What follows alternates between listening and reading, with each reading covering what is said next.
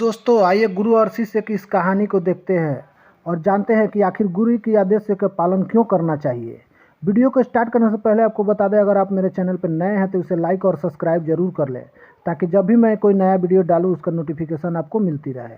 तो चलिए वीडियो को स्टार्ट करते हैं। बहुत पुरानी बात है। एक गुरु और एक शिष्य थे। वे दोनों बनारस में रहते थे। एक दिन किसी कार्य से उज्जैन जा रहे थे। उज्जैन जाते जाते उन्हें रास्ते में ही रात हो गई। चारों ओर घना जंगल था और अंधेरी रात थी। इस तरह रात्रि में जंगल में रुकना सुरक्षित नहीं था। रात होने पर भी दोनों चलते रहे।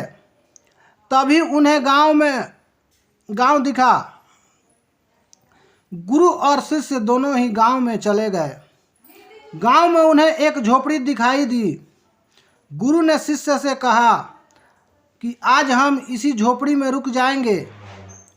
गुरु और शिष्य दोनों झोपड़ी में गए और झोपड़ी का दरवाज़ा खटखटाया।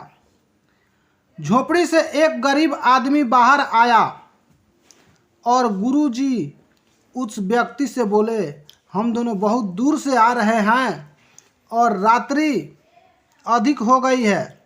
जंगल में रहना खतरे से खाली नहीं है, इसलिए हम रात्रि में यहाँ रुकना चाहते हैं। वह व्यक्ति गरीब अवस्था था, किंतु दिल से बहुत नेक इंसान था।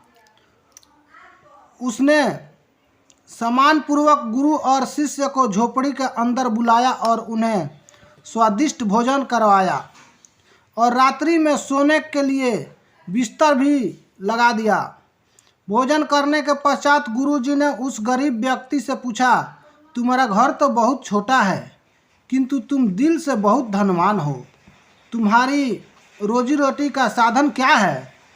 उस गरीब व्यक्ति ने गुरु से मुंह से अपनी प्रशंसा लेकर धन्यवाद किया और बोला, मेरे पास इस गांव में सबसे अधिक ज़मीन है, किंतु वह ज़मीन बंजर है, जिस पर किसी भी प्रकार की खेती संभव नहीं है। इसलिए मैंने अपनी रोजी रोटी पालन के लिए एक भैंस रखा हूँ। उसी भैंस का दूध और घी बेचकर मैं अपना रोजी रोटी चलाता हूँ। उस व्यक्ति की बात गुरुजी को कुछ अजीब सी लगी, किंतु वह कुछ नहीं बोले और सोने चले गए। देर रात में गुरुजी उठ गए और अपने शिष्य से चलने के लिए कहा। दोनों गरीब व्यक्ति को बिना बताए घर से निकल गए और जाते जाते गुरुजी उसकी भैंस को अपने साथ ले गए। अपने गुरु का यह आचरण शिष्य को अच्छा नहीं लगा और वह बोला, गुरुजी, इस गरीब व्यक्ति के पास रोजी रोटी का यही एकमात्र साधन है। अगर हम इसे ले गए तो वह व्यक्ति अपनी रोजी रोटी कैसे चलाएगा? अपने शिष्य की ऐसी बातों सुनकर गुरुजी मन मन में मुस्काए और शिष्य से बोले, आज से ठीक 10 वर्ष पश्चात तुम इसी स्थान पर आना और उस व्यक्ति से फिर से मुलाकात करना। भोर होने से पहले ही गुरु और शिष्य भैंस लेकर उस गांव से बाहर निकल गए। धीरे धीरे कई वर्ष बीत गए। 10 वर्ष बीतने के पश्चात चेले को गुरुजी की बात याद आई कि उसे फिर से उस गरीब व्यक्ति के घर जाना है। शिष्य फिर से उसी गांव में गया। गांव जाते हैं उसे देखा कि जिस स्थान पर झोपड़ी थी, ठीक उसी स्थान पर एक आलीशान मकान बना हुआ है। यह देखकर उसे बड़ा आश्चर्य हुआ। शिष्य मकान मालिक से मिलना चाहता था। जैसे ही शिष्य मकान के पास गया, उसने उसी गरीब व्यक्ति को देखा, किंतु इस बार गरीब व्यक्ति बहुत अच्छे कपड़े पहने हुआ था और देखने में बहुत संपन्न प्रतीत हो रहा था।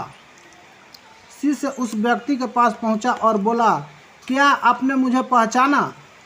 मैं वही बालक हूं जो आज से 10 वर्ष पहले रात्रि हो जाने के कारण अपने गुरु के साथ आपके घर रुका था।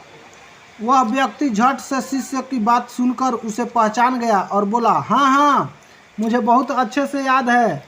उसी रात्रि अगर आप लोग मेरी झोपड़ी में नहीं आते होते तो शायद आज भी मैं उसी दरिद्रता में जी रहा होता। उस रात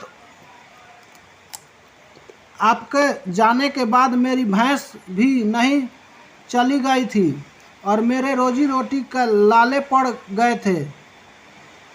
मैंने अपने बंजर जमीन पर मेहनत ही और अथक परिश्रम के पश्चात उस जमीन को उपजाऊ बना लिया और जब उस बंजर जमीन पर मेरी हरी भरी फसलें लहरा रही है, इसी ज़मीन की बदौलत मैं आज इस गांव का सबसे संपन्न किसान बन गया हूं। शिष्य को अब समझ में आया कि गुरुजी उस रात उस व्यक्ति के भैंस क्यों ले गए। शिष्य के मन में अब उनके गुरु के लिए पहले से भी कई गुना अधिक सम्मान हो गया था। शिक्षा।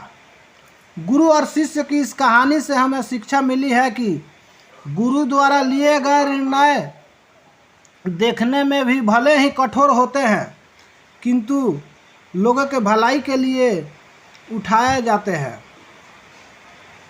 आपको इस कहानी से क्या सीख मिली, कृपया कमेंट बॉक्स में ज़रूर बताएं।